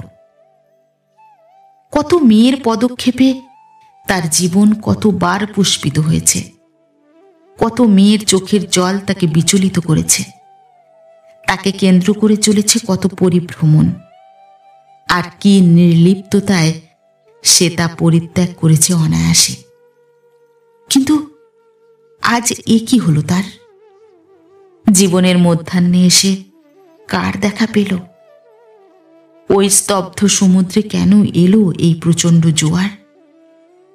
মন লাগে না কাজে। কখন কত অসতর্ক মুহূর্তে মৃদুকণ্ঠে উচ্চারণ করে তার নাম। আর অদ্ভুত মধুর এক তীব্র উপলব্ধিতে সারা দেহ মন অসাড় হয়ে যায়। এমন মানুষকে যে এমন করে জাগালো, সমস্ত জীবনের সব অতৃপ্তিতে যে ঢেলে দিল এত মধু, যা জানত না অথচ চাইত, সেই চাওয়াকে যে রূপ দিল। সে কে? কোথায় তার বাসা? কেমন সে দেখতে? এসব প্রশ্নই অবান্তর। তিনি অদ্বিতীয়, তিনি একমাত্র। তার সমস্ত তৃষিত অন্তরাত্মার একমাত্র অধীশ্বরী তিনি। এছাড়া তার অন্য কোনো পরিচয় নেই। তার সঙ্গে দেখা হবার পরে বুকের মধ্যে যেন ভালোবাসার একটা দুরন্ত স্রোত ওঠাপড়া করতে লাগলো দিনরাত্রি। নিজেকে সম্পূর্ণ উজাড় করে দিয়েও তার মনে হলো নেই, নেই, কিছু নেই, কিছু নেই দেবার। ঈশ্বর, দাও, আরো দাও, আরো দাও। প্রভু। বুকের উপর দুটি হাত যুক্ত করে রাত্রিতে শুয়ে শুয়ে সুশান্ত এই প্রার্থনা করল মনে মনে। অবশ্য এই বিহ্বলতা কাটিয়ে উঠবার অনেক চেষ্টা করেছিল সে, কিন্তু দৈবের কাছে মানুষের হার চিরকাল চলে এসেছে। তা নইলে সঞ্চিত সকল শক্তি কেন গেল ভেসে? কেন অনিবার্য হয়ে উঠল এই ভালোবাসার আবেগ? একটু দেখা, শুধু চোখ দিয়ে তাকে একটুখানি দেখতে পাওয়া, এ যে তার জীবনে কি, তার ব্যর্থ বিরস কর্মময় জীবনে কতখানি, এ কথা কাকে বোঝাবে সে? নিজের কাছেই নিজেকে যেন নতুন লাগে। দীর্ঘদিন ধরে সংসারের কত ভার সে নিঃশব্দে একা একা বহন করেছে, কত ইচ্ছা সে অনায়াসে মিশে যেতে দিয়েছে মনের মধ্যে, কত দুঃখ ব্যথার জগদ্দল পাথর আজও তো বুকের মধ্যে অসহ্য যন্ত্রণা তুলে কত দিন কত মুহূর্তকে দ্বিখণ্ডিত করে দেয়। তবে উত্তর নেই এ প্রশ্নে। সুশান্ত সম্পূর্ণ আত্মসমর্পণ করল এখানে। দিনগুলো কাটতে লাগলো একটা মূর্ছার মতো। জীবনে শুরু হলো এক নতুন অধ্যায়। সমস্ত দিন কাজ, আর কাজের শেষে ক্লান্ত দেহ মনে বাড়ি ফেরা। এছাড়া অন্য প্রয়োজন যার নিভে গিয়েছিল, সে যেন জ্বলে উঠল সূর্যের মতো। প্রদীপের পোড়া সলতের মতো তার শুকনো বুক আবার স্নিগ্ধ হয়ে উঠল তেলের প্রাচুর্যে। জীবনে এলো ছুটির প্রয়োজন। আপিস থেকে শিগগির করে বাড়ি ফেরার তাড়া দেখা দিল। এমনকি সুযোগ মতো কামাই করতেও সে দ্বিধা করল না।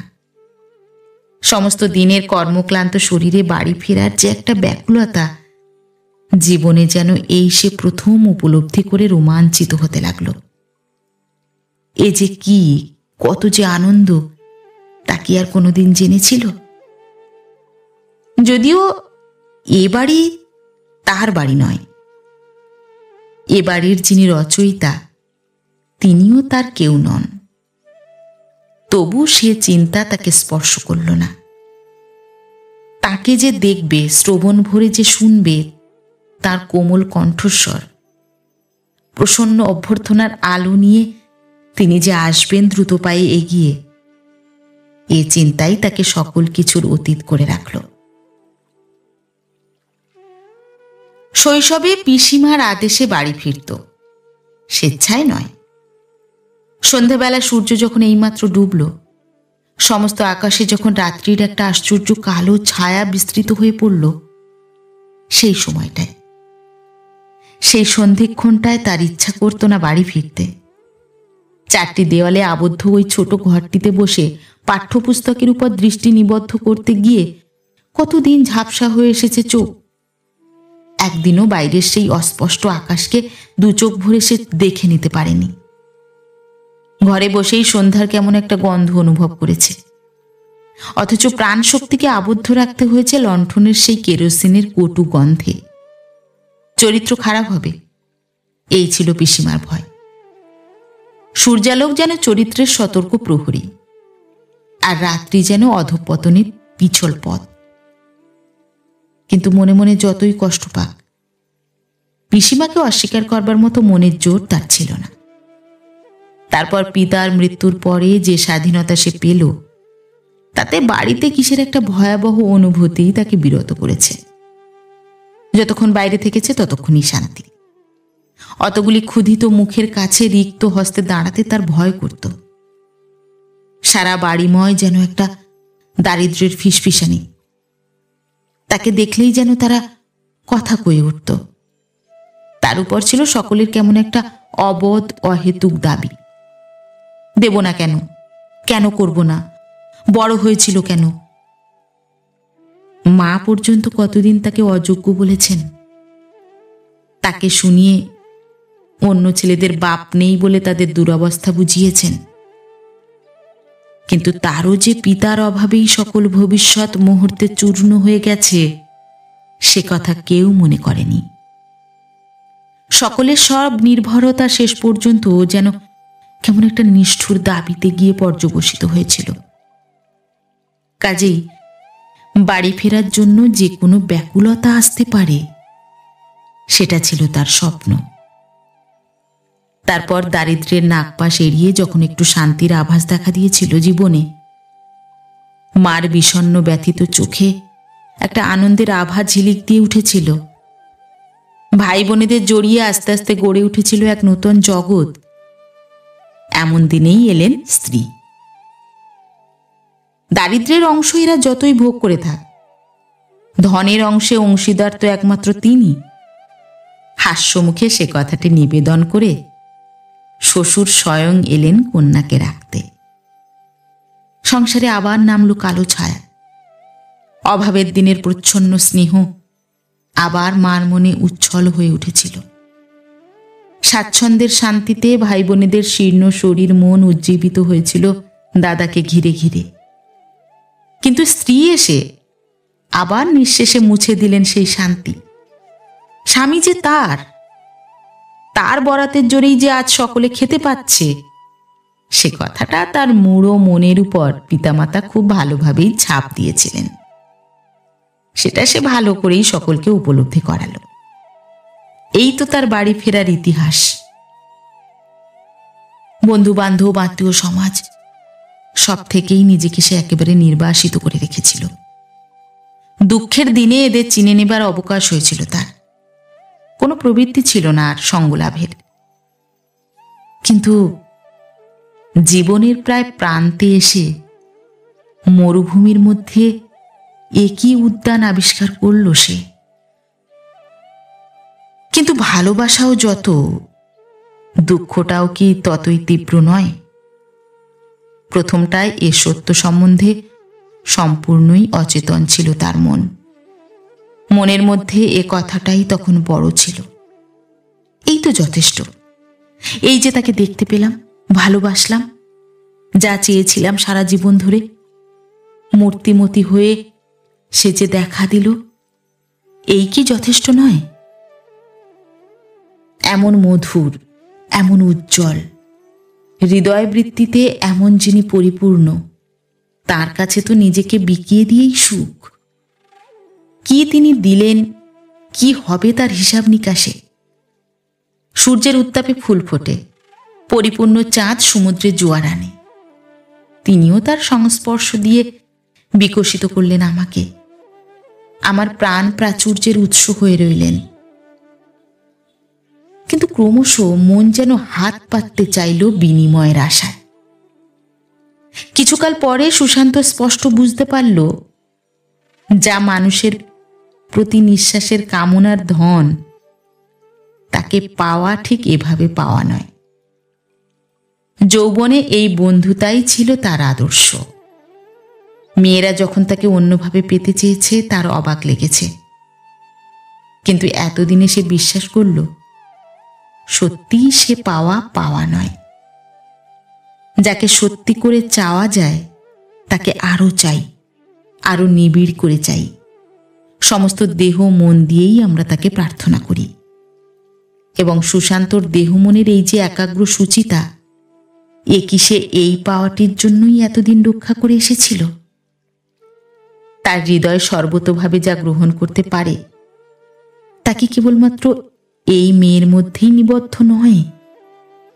যাকে একটু ছুঁতে পারলেও সমস্ত জীবন মন শান্তিতে আচ্ছন্ন হয়ে যেতে পারত, সে মানুষ কি একমাত্র তিনিই নন? আস্তে আস্তে এই চেতনা তাকে যেন একটা অশান্তিতে নিয়ে আসতে লাগলো। কেমন একটা ব্যর্থ ব্যাকুল কান্নার ঢেউ যেন ক্রমাগত গড়িয়ে গড়িয়ে ওঠানামা করতে লাগলো তার বুকের মধ্যে। আর তিনি তার পরিবেশে শান্ত সমাহিত। তার আকাঙ্ক্ষা আছে, লোভ নেই। চাইবার আছে, না পাবার বেদনা নেই। সকলের প্রাণকেন্দ্র হয়ে আপন হৃদয়ের মহিমাতেই তিনি মহান। তাঁর বন্ধুতার নিবিড় উত্তাপে এই যে তিনি সুশান্তকে পূর্ণ করে রাখছিলেন, এও তার প্রশস্ত প্রশান্ত হৃদয়েরই একটা প্রকাশ। তিনি কি জানেন না, তিনি কি বোঝেন না? বোঝেন না একটা মানুষ এই যে দিনের পর দিন এমন একটা ব্যাকুলতা নিয়ে, আকণ্ঠ তৃষ্ণা নিয়ে ছুটে ছুটে আসে, সে কিসের জন্য? তিনি কি কিছুই বোঝেন না? সুশান্তর ঘন পল্লবে ঘেরা বড় বড় চোখের দুটি কালো মণিতে কি লেখা আছে, কখনই কি তিনি তা পড়েননি? হয়তো ভালোবাসা যে কোথায় কত উঁচুতে উঠতে পারে, এই আবেগকে তিনি সেখানেই তুলে দেবার সহায়তা করেন। তার অসীম নিথরতা হয়তো এ কথাটাই জানতে চায় যে অস্তিত্বটা কিছু নয়, সেটা ফাঁকা। আত্মার সঙ্গে আত্মার মিলন, সেটাই চরম, সেটাই সব। সেখানে যাও, সেখানেই শান্তি, সেখানেই মানুষের বঞ্চিত হৃদয়ের পরম আশ্বাস। সুশান্ত ভাবতে পারে না, প্রাণ মন অস্থির হয়ে ওঠে। কি হবে, কি হবে এরপর? এ কটি কথা তাকে অবিরাম শ্রান্ত ক্লান্ত করে ফেলে। সে যেন চূর্ণ হয়ে যায় একটা ব্যর্থ ভালোবাসার গুরু ভারে। তিনি যত্ন করেন, ভালোবাসেন, অবসরের সময়গুলোকে ভরিয়ে রাখেন নিজের অস্তিত্ব দিয়ে। কিন্তু এ কতটুকু? এ বাড়িটা যেন তারও বাড়ি, এমনিভাবে ব্যবহার করেন তিনি। মিশিয়ে নেন নিজেদের সঙ্গে। সংকোচ করবার অবকাশ নেই, ছোট হবার আশঙ্কা নেই। কিন্তু তাকে পাবার অনতিক্রম্য বাধারও তো ভয় নেই কোনোদিন। নিঃশ্বাস বন্ধ হয়ে আসে সুশান্তর। মনকে একাগ্র করে ছবির রেখায়, ভুলে যাওয়ার জন্য আপ্রাণ চেষ্টা করে। একসময় তাকিয়ে দেখে কাগজ ভরা এ কার মুখ? এতক্ষণকার সকল শক্তির সমাধি দিয়ে এসে কি সৃষ্টি করেছে? দুই চোখ ঝাপসা হয়, সকল শক্তিকে গুঁড়ো গুঁড়ো করে ছড়িয়ে ফেলে বেরিয়ে আসে রাস্তায়। কেমন করে দীর্ঘ পথ অতিক্রম করে জানে না। একটি অতি আকস্মিক মূর্তির আকর্ষণ তাকে আচ্ছন্ন করে রাখে কেবল। মনের যখন এরকম একটা উদ্দাম অবস্থা, সেই সময় একদিন প্রবল ধারায় বৃষ্টি নামল। চারদিক অন্ধকার করে দিল কালো মেঘ। আপিসের বন্ধ দরজার কাছের দিকে তাকিয়ে থাকতে থাকতে হঠাৎ উঠে দাঁড়ালো সুশান্ত। কি মনে হলো, কি মনে করল? দরজার ছিটকিনি খুলে বেরিয়ে এলো রুদ্ধশ্বাসে। রাস্তায় জল জমে গেছে এতখানি। ট্রাম নেই, বাস নেই, একটা ট্যাক্সি, একটা রিক্সা, সব যানবাহন অচল হয়ে দাঁড়িয়ে আছে। একটা প্রাণীর সাড়া পর্যন্ত মেলে না। এই ঝাপসা পৃথিবীতে সেই প্রবল বর্ষণ মাথায় করে লম্বা পা ফেলে হাঁটতে আরম্ভ করল দক্ষিণ দিকে। বলিষ্ঠ দীর্ঘ দেহ বেয়ে বেয়ে নামতে লাগলো জলের ধারা। সেই বৃষ্টিস্নাত অদ্ভুত এক মূর্তি নিয়ে 3 মাইল রাস্তা অতিক্রম করে যখন সে এসে পৌঁছল তার দরজায়, কেউ দেখলে হয়তো আঁতকে উঠত। দরজায় আস্তে হাত রাখতেই ভেজানো দরজা খুলে গেল। নিস্তব্ধ নিঃশব্দ বাড়ি। বসবার ঘরটায় ঢুকে থমকে দাঁড়াল। কারো সাড়া পাওয়া গেল না। শোবার ঘরের নীল পর্দাটা ঈষৎ আন্দোলিত হলো হাওয়ায়। দেখা গেল একরাশ কালো লম্বা চুল মেলে দিয়ে তিনি শুয়ে আছেন খাটে। বাদামি রঙের একখানা শাড়ির আঁচল খসে পড়েছে। হাতের আঙুলে পেজ মার্ক করা একখানা বই পড়ে আছে পাশে। গভীর নিদ্রায় মগ্ন তিনি। সুশান্ত একটু ভাবল না। সেই জলসিক্ত দেহে ঢুকলো এসে শোবার ঘরে। কাছে, একেবারে খুব কাছে এসে দাঁড়ালো। তারপর ব্যগ্র ব্যাকুল 2 বাহু বাড়ালো আলিঙ্গনের ভঙ্গিতে। পর মুহূর্তেই শিহরিত হয়ে 2 পা পিছিয়ে গেল। এ কি? এসে কি করতে যাচ্ছিল? এই স্থূল শরীরটার কি এতই ক্ষমতা যে তাকে হার মানতে হবে সেখানে? যিনি আমার আত্মা, যিনি আমার হৃদয়ের অপার্থিব সম্পদ, তাকে আমি নামাবো এই পৃথিবীর ধুলোমাটিতে? সমস্ত শক্তি সে একাগ্র করল হাতের মুঠোয়।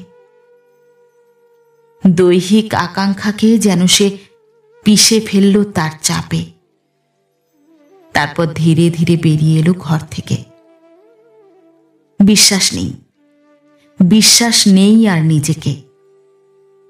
সিঁড়ি দিয়ে নামতে নামতে শেষবারের মতো একবার দাঁড়ালো, তাকিয়ে রইল খোলা শক্ত কাঠের দরজার দিকে। তারপর বৃষ্টির জলে আর চোখের জলে মেশা একটা বিস্বাদ জলধারা গড়িয়ে পড়ল তার গাল বেয়ে। সহসা ঘুম ভেঙে গেল ভদ্রমহিলার। কেমন যেন একটা বিচ্ছেদের কষ্টে ভরে উঠল মন। কে যেন চলে গেল, কে যেন মুছে গেল জীবন থেকে। কে কে? দুই চোখ মেলে রেখে তিনি খুঁজতে লাগলেন তাকে। অনুভব করলেন যা গেল তা আর আসবে না তার জীবনে। অকারণে তার চোখও জলে ভরে উঠল।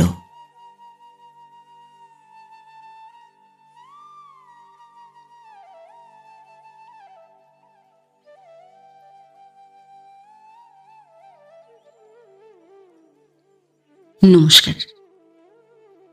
নতুন একটি গল্প নিয়ে খুব শিগগির ফিরে আসছি।